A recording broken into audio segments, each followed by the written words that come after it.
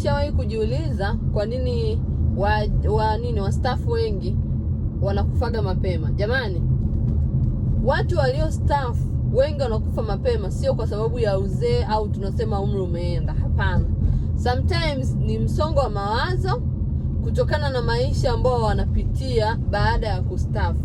Kila siku wastaafu wamekuwa kilalamika wanahitaji au wanaomba serikali iwasaidie kuweza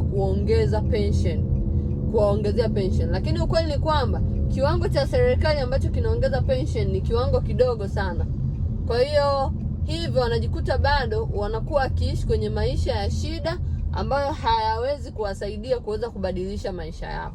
Hicho kitu kinawafanya kwamba wanakufa mapema kutokana na msongo wa mawazo, lakini pia kutokana na maisha kuwa magumu. Hebu fikiria, mtu alikuwa amezoea kuajiriwa, analipwa mshahara, lakini pia alikuwa ameshazoea kupiga nje na mshahara. Yaani anapiga vile vibomu, anapata zile hela za juu, posho nini, alafu anakuja kustaafu, anakaa tu nyumbani. Hiyo ni changamoto nyingine.